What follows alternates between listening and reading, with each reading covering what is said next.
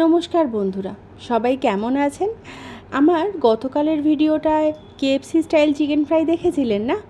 আজ নিয়ে এসেছি চিকেন উইংসের আরও একটা নতুন রেসিপি। এটা হলো হানি গার্লিক টস করা চিকেন ফ্রাই। তো ভীষণ সুন্দর খেতে। রেসিপিটা আপনাদের সাথে শেয়ার করব না তা কি হয়? তাই রেস্টুরেন্টের মতো একটা সুন্দর রেসিপি যদি বাড়িতেই হেলদিভাবে বানিয়ে নিতে চান, তার জন্য আমি আছি পারমিতা, আর আপনারা দেখছেন দুর্গার হেসেল। সরাসরি চলে এলাম দুর্গার হেঁসেলে।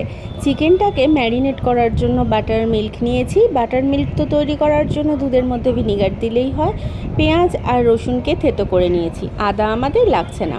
মাংসর ম্যারিনেশনে বাটার মিল্ক, পেঁয়াজ, রসুন আর দিয়ে নিচ্ছি মরিচ গুঁড়ো আর ঝাল লঙ্কার গুঁড়ো, প্যাপরিকা পাউডার আর নুন। সব কিছু দিয়ে খুব ভালো করে ম্যারিনেট করে রেখে দিতে হবে 5-6 ঘন্টা। আসলে প্রিপারেশান টাইমটাই অনেকক্ষণ, ম্যারিনেট করতে হচ্ছে, সব কিছু রেডি করতে হচ্ছে। রান্না করতে কিন্তু খুব বেশি সময় লাগবে না, অর্থাৎ কুকিং টাইমটা খুবই কম। এখানে আমি ময়দা আর কর্নফ্লাওয়ার, তার সঙ্গে নুন মরিচ মিশিয়ে নিয়েছি। ময়দা আর কর্নফ্লাওয়ারের রেশিওটা হচ্ছে 3:1। তো যাই হোক, এখন সেটাকে আমরা ময়দাটার মিশ্রণটাকে বানিয়ে নেবার পর ওখানে জল দিয়ে কিছু করছি না, গুঁড়ো ময়দা, তার মধ্যে চিকেন উইংসটাকে ভালো করে মিশিয়ে নিয়ে, মানে ভালো করে একটু ময়দাতে কোট করে নিয়ে আর কি, তারপর ডিপ ফ্রাই করে নিতে হবে। পুরো প্রসেসটা একবারই করব, একটু লাল করে করব, খুব মানে 2-3 বার করে ভাজার দরকার নেই, যেহেতু আমরা টস করব। তো এই মুহূর্তে আমার কাছে আছে ভাজা চিকেন উইংস, বেশ কিছুটা রসুন কুচি আছে, 1.5 চামচ মতো মধু, 1 চামচ সয়া সস, 1 চামচ টমেটো সস আর 1 চামচ আমি এখানে দিয়ে নিলাম রেড চিলি সস। যদি না থাকে তাহলে গ্রিন চিলি সসের ব্যবহারও আপনারা করতে পারেন। আর দিয়ে নিয়েছি 1/2 চামচ মতো ভিনিগার। সব কিছুটা খুব সুন্দর করে মিশিয়ে নিচ্ছি। ব্যাস, রান্নার জন্য আমাদের আর কিচ্ছু লাগবে না। সসের মধ্যে নুন থাকে, তাই নুনটুকুও কিন্তু লাগবে না।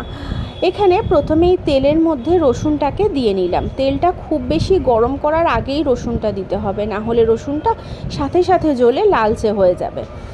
তেল গরম হওয়ার আগেই রসুনটা দিয়েছিলাম। এবার তেলটা বেশ ভালো মতো গরম হয়ে গেছে, তেলের মধ্যে রসুনটা হালকা একটু ফ্রাই করে নিচ্ছি। গ্যাসের ফ্লেমটাকে লো রেখেছি, আমি চাইছি রসুনটা একটু গোল্ডেন হোক শুধুমাত্র।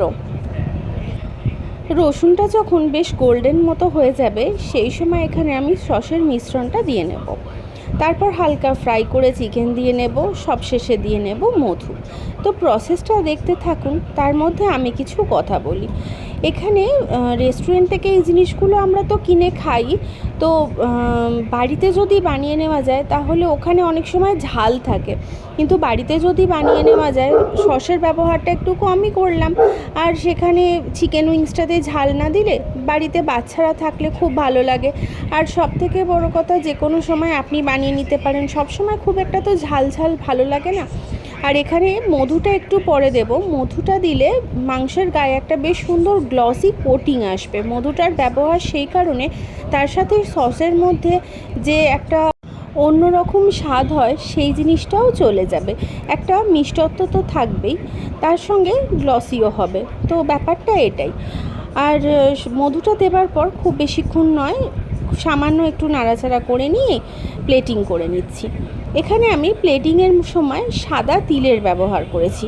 এটা কিন্তু সম্পূর্ণ অপশনাল, অর্থাৎ গার্নিশের জন্য আপনি সাদা তিলের ব্যবহারটা করতেও পারেন, আবার নাও করতে পারেন। কিন্তু অবশ্যই বাড়িতে একদিন এই রেসিপিটা ট্রাই করে দেখুন, কথা দিচ্ছি ভীষণ ভালো লাগবে। আর এত জুসি হয় যে দোকানেও কিন্তু এই জুসিনেসটা থাকে না, কারণ ওরা অনেক বেশি তেলে ডিপ ফ্রাই করে, বা ধরুন অনেক সময় আগের দিনেরও হয়। তো যাই হোক, বাড়িতে একদিন অবশ্যই বানিয়ে দেখুন। আজ তবে আসি।